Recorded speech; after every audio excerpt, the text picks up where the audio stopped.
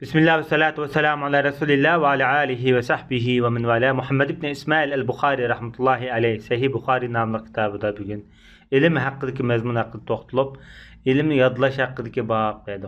Yani bu tüngenki 118. hadisninki ayğı. Bugün bu 119. numurluk bu hadiste İmam Bukhari rahmetullahi aleyh bizge Ahmed ibn Ebu Bekir yani Ebu Mus'ab hadis sözlep bergen idi dep şunaqdaydı. Bu kişi İmam Bukhari'ninki ustazlardan yani onun üstüge Medine'deki ustazlardan boludu. Ahmed ibn Qasim üze Kureyşlerninki Beni Zuhra cemaatinden. Abdurrahman ibn Avf'ninki cemaatinden bu kişi. Yani peynevirleri toğır kildi. Aynı devirde şu Medine'nin en büyük alimlerden sanalgan. Medine'nin hem qazilik mensepte otagan Medine'de. Hem şu devirde muhaddis, hadis şunas. İmam Malik'te okugan, İmam Malik'ni ustaz tutgan. İmam Malik ne ustaz jaryanida İmam Malik mi şu muş kişi qazi vaqtida dunyodan ketgan. Demek bu kişi İmam Malik'ninki zor ilmine keng mezgilde taqatgan kişi deyishki bo'ldi. Hatta hazırki muşen Tunis'ta Kayrovanda muş adamning sanati bilan rivoyat qilingan Muvatta Abi Mus'ab nomli bir qo'lyozma hozir qadar bor. Bu kishi 242-yili yoki 241-yili o'lib ketganligi xotirlangan. İmam Buxoriy, İmam Muslim qatorli hadis olimlari bu kishidan hadis rivoyat qilgan. Balki İmam Buxoriylar Madina tug'a vaqtlarida hadis rivoyat qilgan bo'lishi mumkin. Bu kişi rastgel, şencelik degandek şu hadis alimlarininki güzel bahalarga erişken bu adam. Şu öz devirdeki hem de Medine ahlininki en büyük katta alimi degan sifatlarga erişken. Yani bu zat deydi hem de İmam Buxorining bu ustozi bizga Muhammed ibn İbrahim ibn Dinar hadis sözlep bergen ne deydi. Bu zat mı hem de aynı vaqtdaki şu Medine'ninki alimlaridan. Hani Medine tuğallar rivayet kılıyordu da undaqda bu yerda. Bu kişi İmam Şafii'ninki bir sözü varken bu vaqtda İmam Malik'ninki şagirdleri içinde men bunundak faqihni ko'rib bakmagan deydi. Bu kişi 182-yili. Yani İmam Malik'ten 3 yıl keyin dunyodan ketgan. İmam Malik'ning çoğunak şagirdleri bo'lsa kerak da. Undaqda. Ulamalar bu kişiga işencilik degan baholan birishidan birga Medine'nin İmam Malik o'xshash faqihlardan edi degan bu sifatlarni qo'shib qo'ygan. Bu zat hamda bu yerda İbn Abi Za'bdan rivoyat qilyapti. Undaqda İbn Abi Za'b kim o deganda bu kishi Hijriya 80-yil tug'ilib, Hijriya 159-yil o'lib ketgan. Yani undaqda İmam Abu Hanif bilan tang tush sanıldı. İmam Abu Hanif rahmetullahi alayhi 80-yil tug'ilgan. İbn Abi Za'b'nin ismi Muhammed ibn Abdurrahman ibn Mughira özü tabi'in hadis rivayet kılgan ravilardan öz devirdeki abidlardan boladı undaqda. Bu zat hamda Abdullah ibn Abbas'ınki mevlası deyilgen. Undaqda mevlası deganimiz ham azatkardisi oldu. Abdullah ibn Abbas o'qigan boladı undaqda. Hem Şubat ibn Dinar, unosiga Abdullah ibn Abbas'ın yana bir şagirdi va Ikrama degan. Bu kişi de okugan. Muhammed ibn Muslim ibn Şihab Zuhri de okugan. Undaqda qilib büyük allamilda o'qiganlik kelib chiqdi. Bu kişinin şagirdlarining bir-biridan sarxil. Masalan, Abdullah ibn Mubarak, Yahya ibn Said al-Qattan. Şu devirdeki katta muhaddislar, alimlar bu adamni tuhmat kuchirgan. O taqdirchi deb, amaliyat taqdirchi bo'lmagan. Shuna bo'lsa-mu, tuhmat kuchirgan. Amaliyatda kechalarda davomli namoz o'qiydigan, ibodatdan ayet terishchan, ro'zador davomli ko'p holatları, turmushlarini ayet g'urugul, oddiy turmushlarni kechirgan, oddiy kiyimlarni kiyadigan, zohidlik bilan, ilm bilan shug'ullangan odam. Juma namoziga eng tiz boradigan, burun boradigan, imom zot taqab edam qanmoqchilik masjid o'tirgan jumada manda bir odam bu amaliyotda. Biroq Ahmed ibn Hanbal rahmetullahi alayhi bu kishiga bahoga vaqtida İmam Malik'ni bakrak haqni dadil deyalaydigan qo'rqmas taqvo degan. Mansurning huzuriga chigan vaqtida haqiqatni yoshirmay, qo'rqmaydigan odam bu. Zulüm sizin işkinin aldı tarap ketdi deb bunda ochiq deyilgan Madinaning faqihlaridan degandek sifatlarga erishgan. Hatta Abu Ja'far al-Mansur şu Mekke'de çıkığa vaqtida İmam Malik rahmetullahi aleyh bu kişini çaqırıp Peygamberimiz davamlı jığın açıdığan Darın Nedvi'nin işkinin aldıda oturab Hasan ibn Zeyd qanday qaraysa debdi. Hasan ibn Zeyd Ali ibn Abu Talib'ninki nevirlerden go.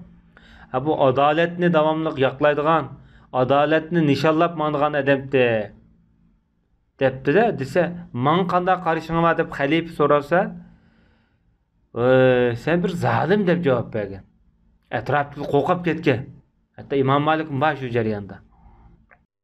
Bu misollardan bu odamniki hali qo'rqmas, dadil, Xudodan qo'rqadigan, Xudodan boshqa hech narsadan qo'rqmas bir botur, o'zining maydoni aniq bo'lgan bir ulamo ekanligi kelib chiqadi.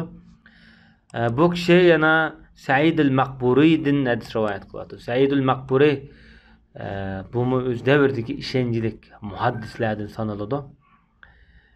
Chunki bu odam ham shu Baqiy qabristonligida joy tutib yotgan ekan. Qabristonlik hozir Madinadagi Baqiy qabristonligi. Shu joyda uy bo'lg'achqa bu odamni Maqburi, ya'ni Maqburi deganga yana qabrchi degan bo'ldi. Shu mush nom bilan atilib qolgan dedi. Bu kishiningki ustozlari asosan sahobalar, Abu Hurayra, Oysha, dadisi mesela Sa'd ibn Abi Waqqas, Ummu Salama, Abdullah ibn Umar, Abu Sa'id al-Khudri qatorliq mush kishilar bu odamniki ustozi bo'ladi. Ulamolar bu kishining ayt rostchil, ishonchlik, ulug' hamda mazmut odam ekanligi ulamolarningki bahosizligi bilan tonilgan. Bu kishi 125-yili o'lib ketganligi xotirlanibdi. Bu kishi hamda bu hadisni Abu Hurayra ustozi sahobadan rivoyat qilib mundaq dedi. Abu Hurayra dedi: "Dedim men ya Rasulullah, men sizdan ko'p hadis anglaymiyo, unutib qolaman." Unutqanlik odamda tabiiy bo'ladigan bir ahvolga masalanchi. Ba'zida bakrak unutqaq keldi, ba'zida normal. Lekin unutqanlik bu bir ne'mat. Agar unutmasak nurg'un azoblarni, g'am qayg'ularni qanday biz yo'qtimiz. Shuning bilan Payg'ambar sollallohu alayhi vasallam debdi-da, ridoyingni acha, ridoyingni. Rido deganda arablarning kitob uzun kiyimimda. Acha debdi-da, men uni yoydim, do assam. Payg'ambar sollallohu alayhi vasallam ikki qo'li bilan shunday bir narsani changalladi dedi. Shunday changalladi-da, g'araf degan, mag'raf deymiz va cho'mishni ko'rsatdi. Cho'mishni, ya'ni ikki qo'li bilan suv ichganga o'xshash bir narsani changalladi va ishorat faqat. Onda Payg'ambar sollallohu alayhi vasallam dedi, "Endi men ridoyingni yig'a." Debdi, shuni yig'dim. Undan keyin men hech narsa unutib qolmadim dedi. Bizga İbrahim ibn Munzir hadis so'zlab berib, bu kishi dedi, bizga Ibn Abi Fudayk mushunda deb bergan dedi. U yoki Rasululloh bir qo'li bilan cho'mishligan dedi. Qo'lda. Bu ham ishorat. Undaqda ham da Payg'ambar sollallohu alayhi vasallamniki bir mo'jizasi bu. Payg'ambarlarniki mo'jizasi aniq qo'yamda. Bu mo'jiza orqali hamda shu Abu Hurayra roziyallohu anhu eng ko'p hadis rivoyat qilgan kishi bo'lsa kerak. Hatto bu kishi o'lib ketgan qadar o'zi ham mufti, ham muhaddis bo'lib Madinada o'zining ilmlarini taqatgan. Bu odamdan hadis taqatgan kishining soni 800 tabiin. Bunda bir imtiyoz hech qanday sahobada yuz bergan emas bu kishidan boshqa. Shuning uchun Payg'ambar sollallohu alayhi vasallamniki 5000 dan ortiq hadisi mush kishining nomida rivoyat qilingan. Undaqda bu Payg'ambarimizningki barkati, shundaqla mo'jiza deyishki bo'ldi. Bu hadisning o'rnishtiki nurg'un mazmunli bor. Birinchidan Abu Hurayraniki ilm xumorligi, ilmi bo'lgan tirishchanligi, o'rnishtishlik bir ulga avval. Yana birisi hamda Abu Hurayra o'ziniki bir ortiqchiligini bu yerda so'zlayotdi. Undaqda inson o'zining ortiqchiligini majbur bo'lgan vaqtida yoki ma'lum sabablarni bayon qilish tufaylidan riyo, faxrlanishni maqsad qilmasdan bayon qilib o'sib bo'ladi degan mazmun kelib chiqadi. Ham yana bir hadis, bu yuqori hadis bilan bog'lanishi va bu 120 nomerli hadisda bizga Ismoil hadis so'zlab bergan edi dedi Imom Buxoriy rahmatullohi alayh. İsmail kim o degan vaqtda İsmail ibn Abi Uveys İmam Malik'ninki singlisniki yoki achisiniki bolasi dedi o. Başta biz bir necha qatim bu kishiniki tarjima o'tdi. Bu zot deydi o, bana akam yoki inim hadis so'zlab bergan edi deydi. Bu Abdülhamid ibn Uveys İsmail o'xshash bu akfukula muhaddislar bir-biridan hadis rivoyat qilyotdi. Bu kişi 202 yıl ölüp ketken. Bu hem de İmam Buxariyninki nima İmam Malik rahmetullahi aleyh'nin acisinki balları. Qaranglar müşahede bir mezmunda bilsek buldu. Bu devirdeki ulamalar asasen özüň cemaatinden tatıp köngül bilgen demiş ilm ügünişke. Hazır tağısı muhaddis. Mana iki jiyani muhaddis bu yerda. Bu kişi bayatınqı İbn Abi Zeyb'den hadis rivayet qilgan. Dadısı Abi Uveys degan kişi muhaddisken. Bu kişi hadis rivayet qilgan.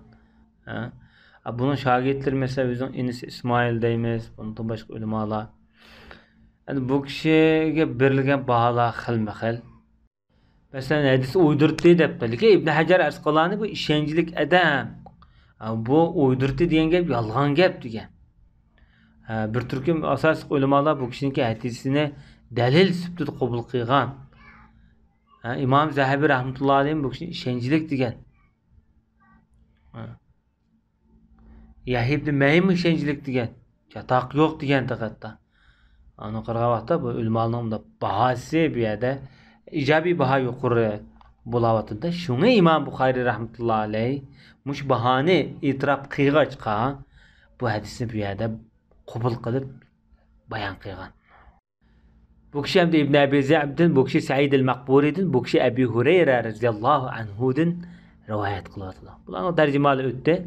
Abu Hurayra deydi, Payg'ambar sollallohu alayhi vasallamdan men ishki qacha yoki ishki ko'p bir narsa yodlab olgan. Ammo uning birini kang taqatdim. Deppadim haqliq deydi. Ammo yana birisini deb salsam, ma kallı ketadi kallı kesilib ketadi degan. Bol'um degan mavi qo'yni bo'g'izlaydigan yoki kal bo'g'izlaydigan yerdiki mavi muhak. Müşahede deymiz. Yani müşahedelerim kallı ketadi deb, yani bu ölümdün bir işaret bu yerda. Undaqda bu yerda Abu Hurayra radhiyallohu anhu'ningki egalligan ilmi ikki turlik. Biri şeriat, aqida, ahkam, hukm masalalariga farz, vojib, sunnat munosabatlik masalan hukm xarakterdagi ilmlar. Buning hammani yetkazib bergan bu odam. Ammo yetkazmagan, saqlab qolgan hadislar qanday hadis? Agar bu hadislarni deb qolsa, bu mazmunlarni kallı ketadigan bu qanday avval, qanday ilmlar desa, bu mütaq zolim podsholar, zolim hokimlar munosabatlik bo'lgan. Fitne pasatga munosabatlik bo'lgan. Osman, Husayn qatorliq sahobalarning o'limiga munosabatlik bo'lgan hadislar bo'lishi mumkin degan. Buni rivoyat qilsin bo'ldi, rivoyat qilmasin bo'ldi. Chunki aqida bilan shariat bilan munosabat yo'q. Ammo shariat munosabatlik ilmni cho'qim buni yetkazish kerak. Boshqalar yetkazmagan ahvol ostida. Buni yo'shirilish qat'iy bo'lmaydi. Chunki biz necha kundan oldida Abu Hurayra'niki shu Qur'ondagi ikki oyatning sababidan ilmni yo'shirmaganligi bayon qilingan. Bu qanday ilmlar desa, bayatdan qilak shariatga, qonunga, aqidaga, axloqqa munosabatli hadislar. Mesela bir qism ulamalar mesela falan munofiqdi. Mening ummatim Qurayshlardagi bir necha yosh bolalarning orasida vayron bo'ladi degandek hadislar bor mesela. Bu mesela Bani Umayyaning oxirgi mezgilda qartilgan degandekda. Mesela mushta narsalarni yo'shirib qolgan bo'lishi mumkin degan ulamalar. Biroq bu hadisdan hamda keyingi mezgillardagi oshqun so'pilar, radikal so'pilar Abu Hurayra'ning bildigan ilmi bu batiniy ilmdi. Bu vahdatul vujud. Vahdatul vujud. E'tiqodini o'ziga olgan ilmlar edi dedi. Bu quruq gap. Bu keyingi mezgillardagi oshqun radikal so'pilarning tepib olgan gapi. Bunda gapni Qashqarda mubatib bu gaplar. Bir qatim biz e'tiqodi namoz o'qigan vaqtida aytganki bir oshqun so'pisi shu vaqtida shunday degan. İlim degan ikki xil bo'ladi. Bir batiniy ilm, bir zohiriy ilm. Bu vahobiylar batiniy ilmni bilmaydi, men bilaman deganda men Öz kulkan bilen anlagan, közün bilen kögen. Bu yerdeki batini ilim yoki vahdatul vücud qatarlıq ilmi de yoşuruvagan dese digine bu tüptün hatalık. İslam dinindeki ilimler hemmesi aşkara, oçuk, aynı. Hatta muş hadisin delil qilib turib, mushu keyingi mezgillerdeki Haşhaşiylar mesela, Şiyalarniki batinilar firqasi deymiz. Bular o'zining batil e'tiqodini keng qanot yaydirishga mush hadisin delil qilib olgan. O'ziga bir sebep gösterib olgan. Şeriatniki batini, zahiri taraflari var deb. Ebu Hureyre radıyallahu anhu'niki keyingi mezgilde mesela 59. yıl hicriyaniki qilgan bir duası var. Allah dua qilib, ey Allah, 60. yılının fitnesinden meni qutqazgin. Kichik balla, gödek ballaning podshohligidan meni qutqazgin degan bu adam. Shu mezgilde. Mushu duasini asas qilib turib ulamolar bu keyingi mezgildagi Yazidga o'xshash, keyingi mezgillardagi Yazidning jamiyati, ya'ni zalim keyingi hamda u to'rt xalifaga o'xshamaydi. Vaqt podshohlim yaxshi hozirgidan, ammo vaqt xalifalar u to'rt xalifadek emas. Erkin shariat asos qilgan bunda emas. Ular podshohlik tuzumbakiroq g'olib kelgan.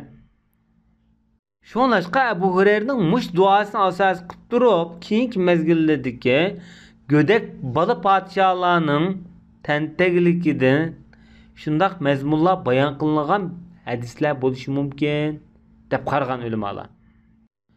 Hatto bir qism yanalar oshqon so'pilar mushu Alloh taoloninki mushu sirlarini biladigan, mushu qalb egilari bo'lgan, kashf egilari bo'lgan Evliya salihlar bilidu debmi bu hadisni mundaq bağlab bakkan bu yerga.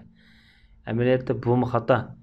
Haqiqiy erbabul qulub, haqiqiy evliya salih bular Ebu Hureyre'dek bular. Bütün evliyanın piri bu zat. Ve sallallahu ala nebiyyina Muhammed ve ala alihi ve sahbihi ecma'in.